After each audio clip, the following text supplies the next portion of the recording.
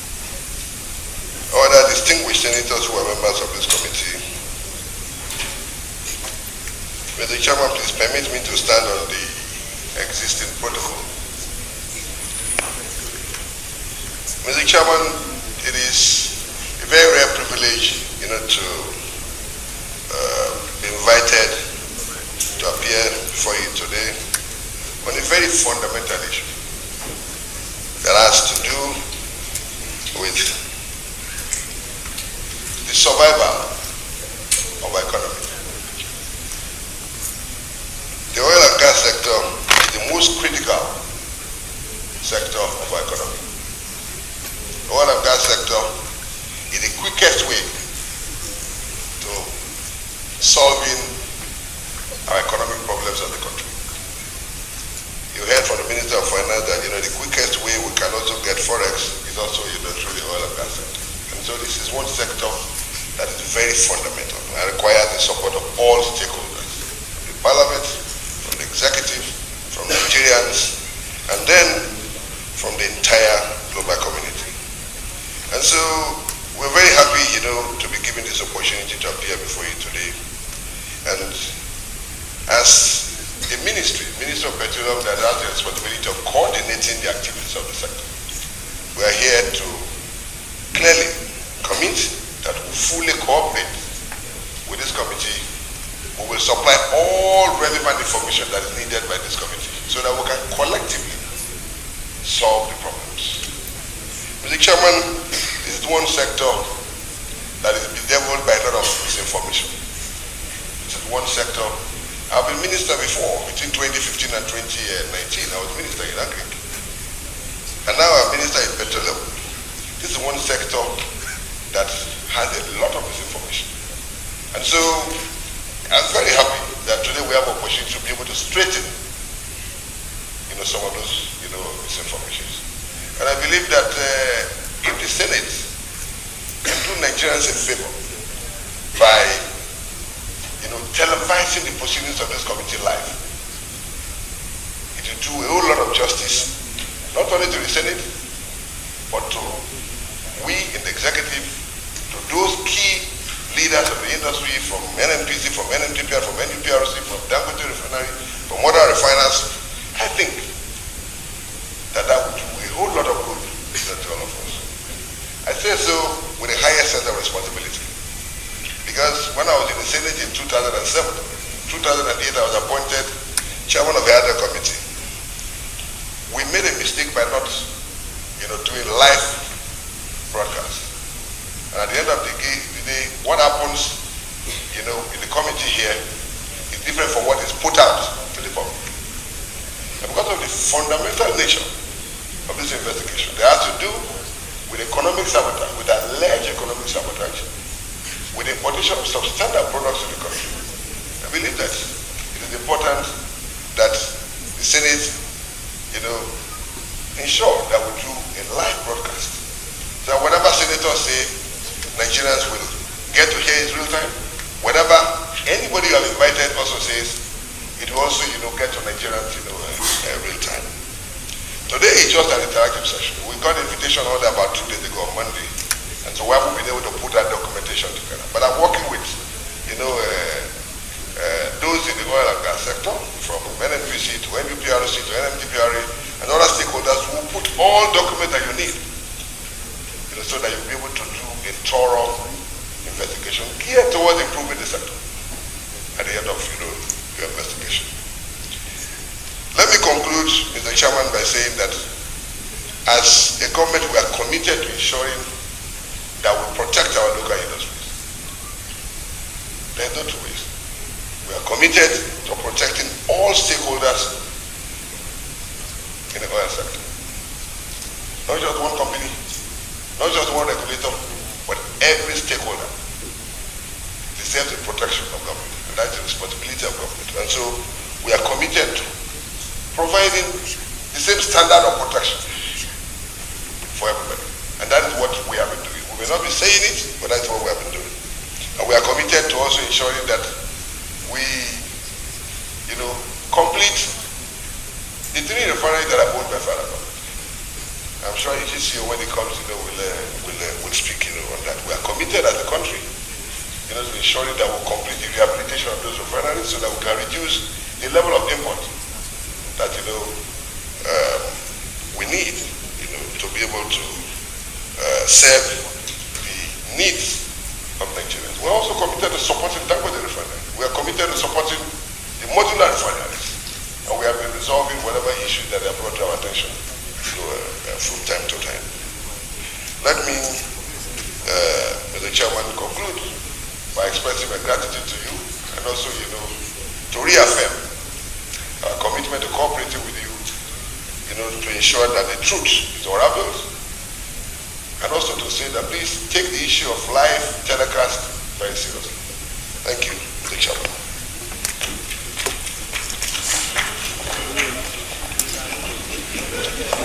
The chair of this ad hoc committee and the leader of the Senate, Senator Michael Okweyemi Bamidele, the chief whip of the Senate, and all the other senators here present, the Minister of State for Petroleum, Oil, the GCO, NNPC, and all the other heads of parastatals and agencies here present. Good afternoon, and thank you for this opportunity to participate in a very important discussion. And we must thank the chairman of this committee for the way he has laid out the conversation. He has painstakingly explained the rationale and the history of where we are in the petroleum industry and why it is necessary to have a conversation including all the stakeholders, the executive, of course the legislature, the major companies and the major agencies involved. And he has also gone through the specific roles. And since this is the first of many interactions and interventions, I will just briefly say that where we are in terms of the petroleum industry, in terms of crude oil production and sales, it's important to say that for the 2024 budget, we had estimated and projected 1.78 million barrels per day.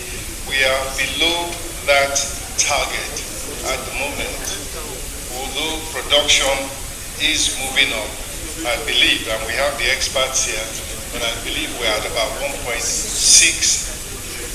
million barrels per day. And we have a commitment that we'll be able to reach 2 million barrels per day, and that is critical. And why it is critical is that is the first source that we look to for foreign exchange, as well as government revenue. And at a time where President Bola Ahmed Tinubu's policies are geared at stabilizing the economy, a critical aspect of that is the inflow of foreign exchange to stabilize the exchange rate, enable the exchange rate even to appreciate, thereby helping to reduce inflation, and that will now lead to the central bank and the monetary authorities being in a position to lower interest rates and therefore encourage investment to get the economy going. And as we know, investment is the basis from which we can increase productivity, grow the economy, create jobs, and reduce poverty. So it is critical that NNPC, that the oil sector as a whole performs. And that's why the fiscal environment has been improved. We all know the oil is there. It is the investment environment that encourages private investors to come in, produce the oil, and therefore earn the revenues, especially in this era of moving away from fossil fuels. NNPC has even declared a war on oil production. We know of the issues of insecurity, issues of damage that have limited and made us come below the budget. But there is a commitment to dealing with these issues. And the focus also remains in the oil and gas industry in improving incentives. Already, Mr. President has signed some executive orders which have meant that oil and gas investments, particularly in the gas sector, have started to flow back. We saw a $500 million investment just a couple of weeks ago, and we are told that about $7 billion, there was a $500 billion investment already made, and around $7 billion on the sidelines, waiting for the correct investment environment. The outlook for oil prices for the rest of this year and beyond is positive, is strong. We expect the price of oil to stay relatively high, and so we must seize this opportunity. Amongst other things, we must seize this opportunity to maximize the whole oil and gas sector value chain. And that's why we are here to discuss what it will take to get us really moving and maximizing.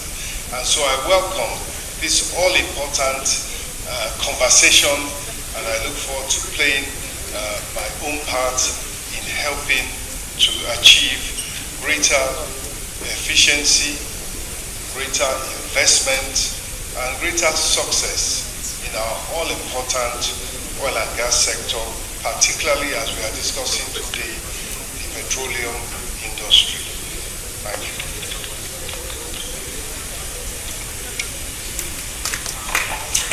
Thank you so much, Honorable Minister.